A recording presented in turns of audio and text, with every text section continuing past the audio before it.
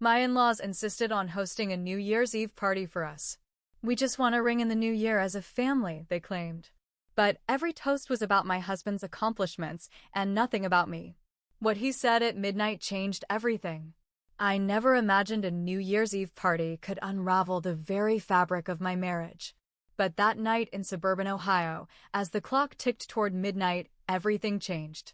Mark and I had been together for 8 years, building a life filled with shared dreams and mutual respect, or so I thought. As a nurse, my days were long and demanding, but I found fulfillment in caring for others. Mark, a corporate executive, was climbing the ladder of success, and I was proud of him. When his parents, Frank and Diane, insisted on hosting a New Year's Eve party, I hesitated. Past gatherings often turned into showcases of Mark's achievements, with little acknowledgement of anyone else. But Mark assured me it would be different this time. The evening began with warmth and laughter. The house was adorned with festive decorations, and the aroma of home-cooked meals filled the air. Family and friends mingled, sharing stories and toasts. Then came the toasts. Frank raised his glass. To Mark, for securing that big promotion this year. We're so proud of you. Cheers erupted. Diane followed. And to Mark, for being the rock of this family. We couldn't ask for a better son. More applause. I waited, expecting someone to mention our children, or perhaps the community project I led that year. But the toasts continued, each one highlighting Mark's accomplishments, as if no one else existed. As midnight approached, I felt invisible. I glanced at Mark, hoping he'd notice my discomfort. He was engrossed in conversation, oblivious. The countdown began. 10, 9, 8. I stood silently, holding my glass, a forced smile on my face. 3, 2, 1. Happy New Year. Everyone cheered, hugging and exchanging well wishes. Mark turned to me, his eyes gleaming. Sarah, he said, raising his glass, to you, for being the glue that holds us together. A hush fell over the room. All eyes turned to us. I felt a mix of emotions, relief, surprise, and a lingering sting from the earlier omissions. Thank you, I replied, my voice steady.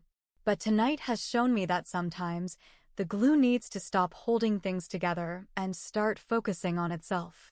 Gasps echoed. Mark looked stunned. I set down my glass and walked out, the cold night air embracing me as fireworks lit up the sky. When I walked out of that house into the freezing Ohio night, I didn't even feel the cold. All I could feel was heat. In my face, in my chest, in my stomach. Not the good kind. The kind that comes when you realize you've been an extra in your own life for far too long. I sat in the car for a long time. No one came after me. That told me everything. Mark didn't even check on me. The days after were weird. We didn't talk about what happened. At all. It was like the party never happened. He'd kiss me on the cheek in the morning. Ask if I needed anything from the store. Talk about work. I waited for him to say something. Anything. I gave him a week. Then 2. I finally asked him point blank one night while we were cleaning up after dinner. Why didn't you come outside that night? He blinked at me, like I'd asked him what the weather was in Denmark. I didn't think you wanted me to. I laughed. It was sharp. It hurt my own ears. So you just stood there while everyone stared? Watched your wife walk out into the dark and didn't think she might need you. He just shrugged. Shrugged. You always bounce back. And there it was. I always bounce back. I'd always been the one to smooth things over. With his parents. With the kids. At work. When the pipes burst. When the school called. When the dog got sick.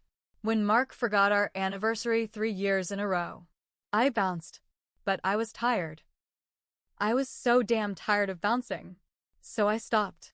A week later, my sister-in-law Rebecca, Mark's younger sister, who I actually like, invited me out for coffee. She looked awkward. I wasn't going to say anything, she started. But I think you should know. She showed me her phone. A screenshot. It was from a group chat called Team Mark Clinking Glasses. Frank. Diane. Mark's older brother, Nate. a couple cousins, even one of the neighbors who was at the party. And Mark. They had been planning the New Year's Eve party for weeks. And not just planning, it was a celebration of Mark. Literally. Someone had called it Mark's year-end review. They'd even coordinated the toasts. Each person had picked a topic. Mark's job, his role as a dad, his community work, which I had mostly done for him, his strength through Sarah's emotional phases. Yes, that was one. There were memes, jokes, even a gif of someone rolling their eyes with the caption, "Wait for Sarah to make it about her." I sat there staring at that phone like it was a grenade. "I'm sorry," Rebecca whispered.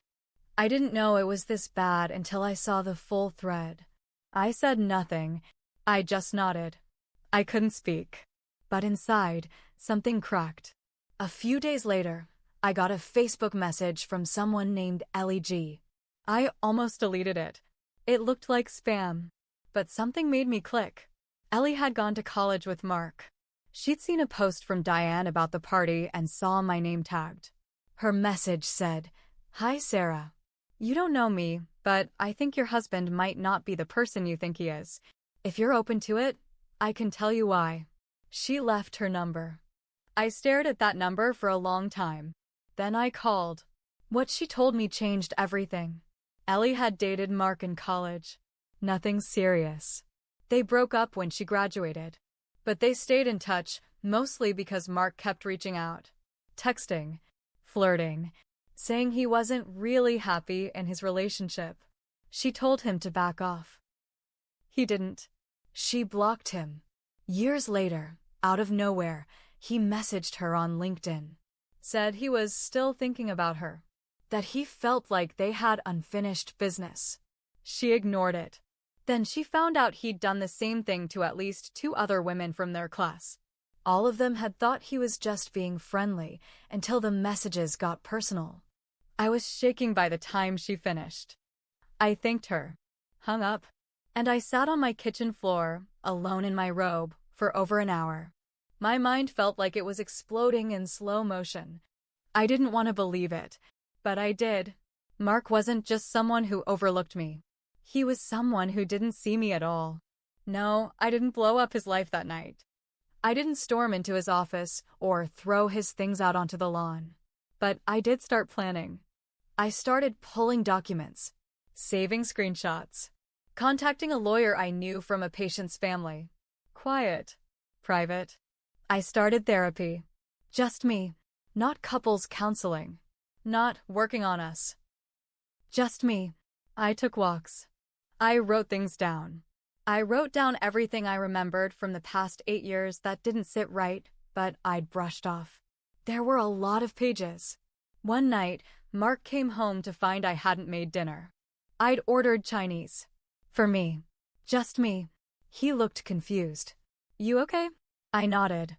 "I'm learning how to be." About a month after the party, I was at our neighborhood book club. It's mostly women from the area, nurses, teachers, retired folks, some of the younger moms too. We drink wine and pretend to talk about books. That night, the conversation shifted.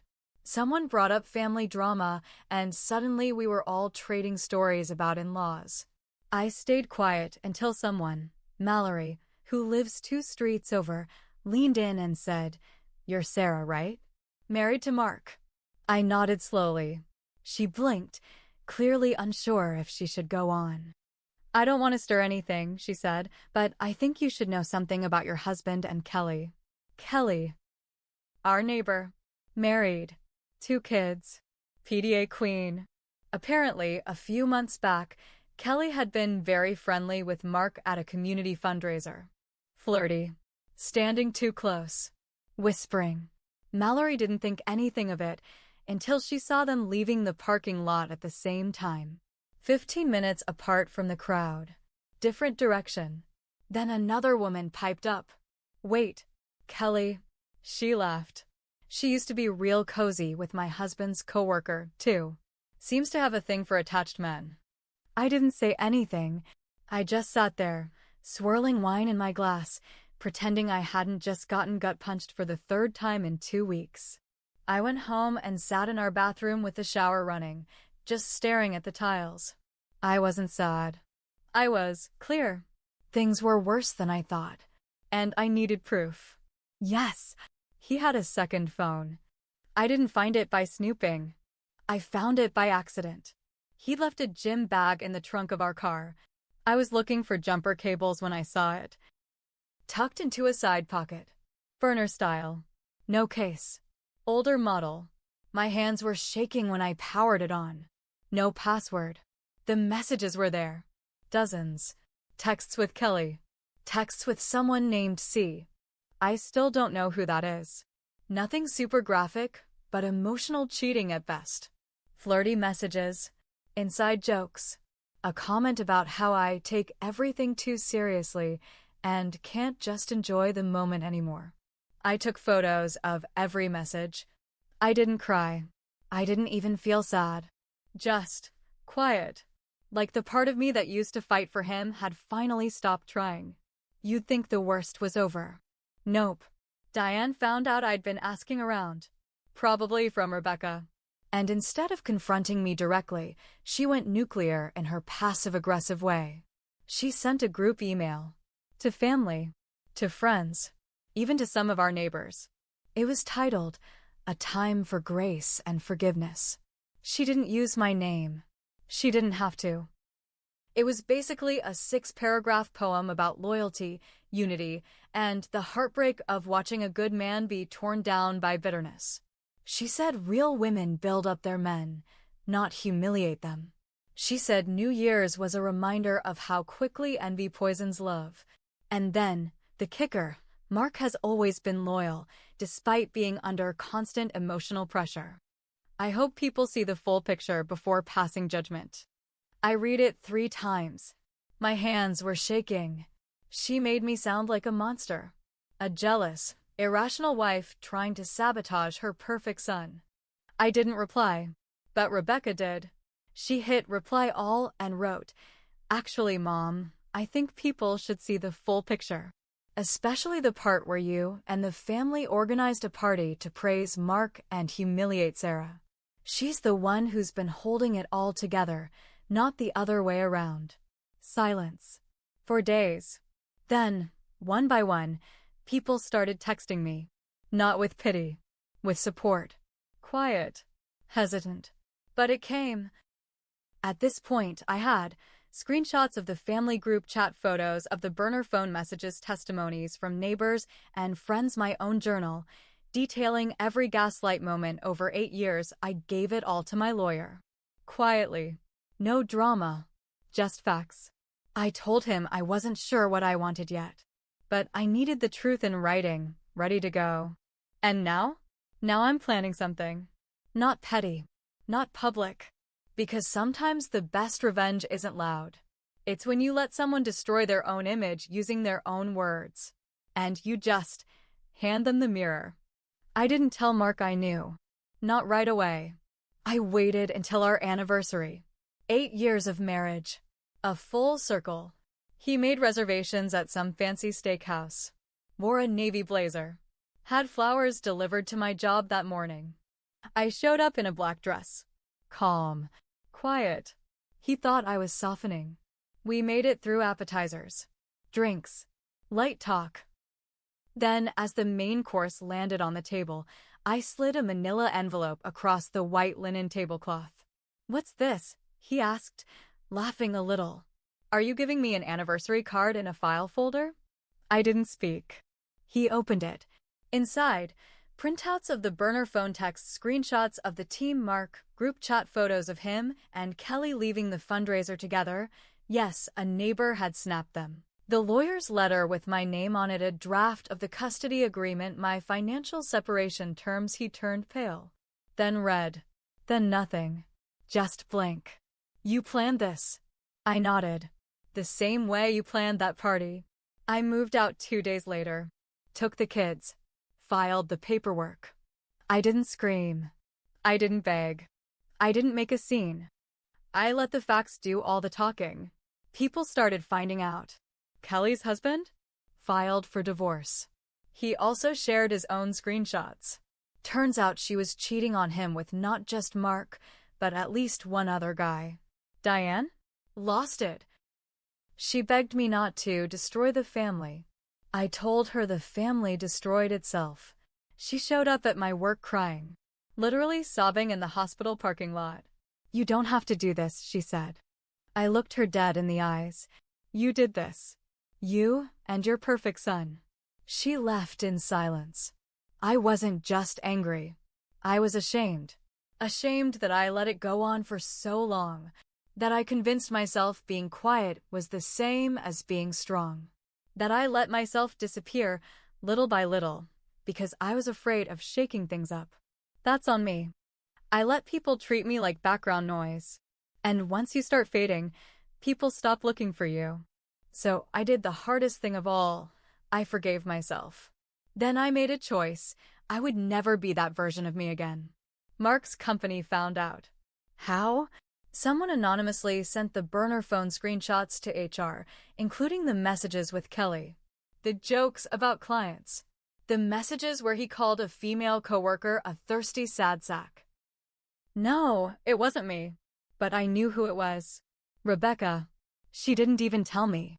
I found out when Mark called me 3 weeks later. Voice shaking. They're forcing me to resign, he said. I might lose my license. They think I'm a liability. He wanted sympathy. All I said was, you built this. Don't cry when it comes crashing down. He hung up. Kelly moved. Quietly. One day she was there. The next her house was empty. Diane started going to a different church. Word got around. People whispered. She still posts long-winded Bible verses about grace and being misunderstood. Nobody comments anymore. Mark? Last I heard, he moved into a rental in Gahanna. Lost half his retirement in the split. Had to sell his Tesla. The Team Mark group chat? Gone. Just silence now. I'm good. No, I'm great. I got the house. Full custody. Started traveling. Started painting again. Got invited to speak at a women's health conference. Took a solo trip to Oregon. I didn't stay bitter. But I also didn't forget. And if you're wondering whether I regret how I ended it, not even a little.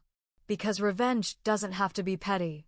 Sometimes, the best revenge is just living well after you burn the whole rotten foundation down.